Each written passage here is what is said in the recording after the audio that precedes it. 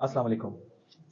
नाज़रीन, election commission of Pakistan के एक फ़ैसले से पीटीआई के लिए मुश्किलात मज़ीद बढ़ती हुई नज़र आ रही हैं, क्योंकि एक तरफ इस फ़ैसले से माइनस इमरान खान की जो डिबेट है वो फिर से सर उठाने लग गई है, और दूसरी जानिब ऐसा लग रहा है कि अगर ईसीपी के इस फ़ैसले पर अमल दरामद ना हुआ तो पाकिस्तान तहरीक इंसाफ शायद आइंदा इलेक्शन में भी हिस्सा न ले सके। ये फ़ैसला क्या है और इसके चंद अहम नुकात क्या हैं और इस हवाले से पीटीआई का क्या मौक़िफ़ है, उन चीज़ों का थोड़ा सा अहाता कर लेते हैं इस व्लॉग में। नाज़रीन, जो इलेक्शन कमीशन ऑफ पाकिस्तान ने फ़ैसला जारी किया है वो पाकिस्तान तहरीक इंसाफ के जो इंटर पार्टी इलेक्शंस हैं उसके हवाले से फैसला है, और ये एक ऐसे वक्त में आया है कि जब इमरान खान साहब जेल में हैं, वो बहुत सारे केसेस का उनको सामना है, उनकी पार्टी जो है वो बड़ी मुश्किलात का शिकार है 9 मई के मामलात के बाद, वाक़यात के बाद। और इस वक्त जो पार्टी की क़यादत है वो भी बड़े मुश्किल से ही जो है वो सामने आ पा रही है, क्योंकि काफ़ी सारे लीडर्स ऑलरेडी जेल में हैं, जो बचे हुए हैं वो रुपोश हैं। और इस सारी जो सिचुएशन है उसके अंदर इंटर पार्टी इलेक्शन करवाने का हुक्म दिया है ईसीपी ने, और साथ ही ये डायरेक्शन दी है कि इस जो इंटर पार्टी इलेक्शन है, यानी कि जो पार्टी के अंदरूनी जो इलेक्शन होते हैं कि जिसमें आप अपने ऑफिस बेयरर्स का इंतखाब करते हैं,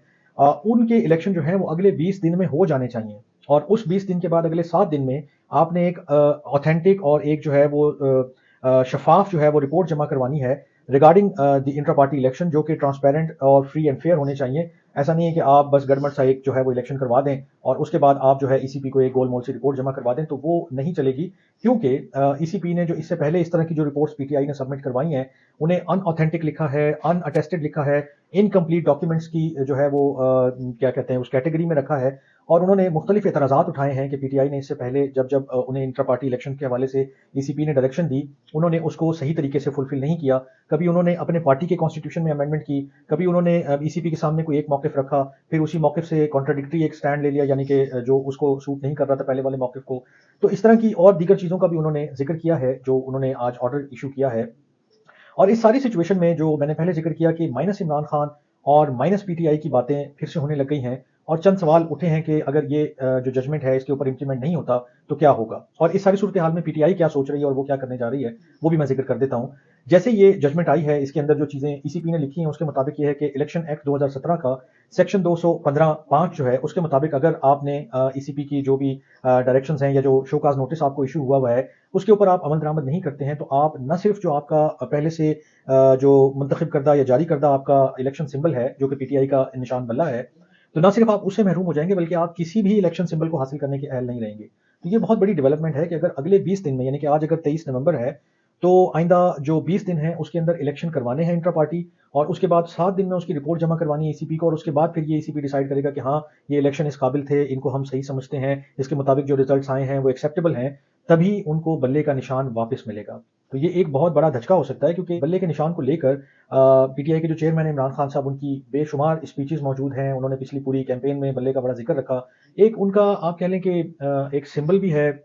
एक जो पॉपुलिस्ट नैरेटिव जो वो बिल्ड करते थे, जो वो लेकर चलते थे, ये उसका भी एक निशान है। ये इस बल्ले को उन्होंने एक ऐसा कमिटमेंट भी शो किया था कि गुड गवर्नेंस होगी, हम थ्रैश आउट कर देंगे हर बुरी चीज़ को, इंक्लूडिंग करप्शन को 90 दिन के अंदर, और ये बल्ला जो है वो चलेगा तो सब ठीक हो जाएंगे। अब पार्टी ने एक सिंबल को अपने साथ इस तरह एफिलिएट कर लिया, एसोसिएट कर लिया, कि अब उसको अगर आप सेपरेट करते हैं तो बात बनती नजर नहीं आती है। लेकिन जो ईसीपी का फैसला आया है उसके बाद बेशुमार चीज़ें जो हैं वो सर उठा रही हैं। आज काफ़ी सारे लोगों से जो मैंने बात की और जो मेरा अपना भी असेसमेंट है उसके मुताबिक कुछ सवाल उठते हैं कि अगर पीटीआई ने जैसे कि अनाउंस किया है कि वो इस फैसले को रेलिवेंट फोरम के सामने जो है वो चैलेंज करेंगे। ठीक है, आप चैलेंज करेंगे, उन्होंने इसे बायस डिसीजन कहा, उन्होंने इसे जो है वो एक गलत फैसला करार दिया, और उन्होंने कहा कि ये एक्सपेक्टेड था कि ईसीपी ऐसा ही फैसला जारी करेगी, और उन्होंने ये भी कहा कि ईसीपी ने जानबूझकर इस फैसले को जारी करने में बहुत देर लगाई, क्योंकि ये फैसला काफ़ी अर्सा पहले रिजर्व था, लेकिन उसके बावजूद इसे जारी नहीं किया गया। तो इन तमाम सूरत हाल के पेश नज़र उन्होंने ईसीपी के इस इलेक्शन जो फैसला है उसको न सिर्फ चैलेंज करने का फैसला किया, बल्कि उसे यहाँ तक कहा है कि ये एक स्टेट की जो है वो चाल है, या एक साजिश है, या एक पहला कदम है minus Imran Khan and minus जो है वो पीटीआई इलेक्शन सिंबल, यानी कि जो बल्ला है, बैट है, उसको करने का। लेकिन उनके मुताबिक, या उनकी जो स्टेटमेंट है उसके मुताबिक, ऐसा कभी नहीं होगा। इमरान खान हमेशा पार्टी चेयरमैन थे, हैं और रहेंगे, और इसी तरह बल्ला जो है वो पीटीआई का निशान था, है और रहेगा। लेकिन सवाल ये है कि क्या पीटीआई इस वक्त इंटर पार्टी इलेक्शन करवाने की पोजीशन में है या नहीं है। अगर है तो वो कैसे करवाएगी, क्योंकि उसकी लीडरशिप जो है वो मौजूद नहीं है, उसके लोग मौजूद नहीं है, बहुत सारी जगहों पर ऐसी जगह खाली पड़ी हैं कि उसकी लीडरशिप जेल में मौजूद है। तो इस सारी सूरत हाल में पीटीआई कैसे आगे बढ़ेगी, कैसे इसको लेकर चलेगी, ये एक सवाल है। इसके साथ साथ अगर पीटीआई ने ये इरादा किया है और इसका ऐलान किया है कि वो इस फैसले को चैलेंज करेंगे, तो अगर इस फैसले को चैलेंज करते हैं और स्टे नहीं मिलता,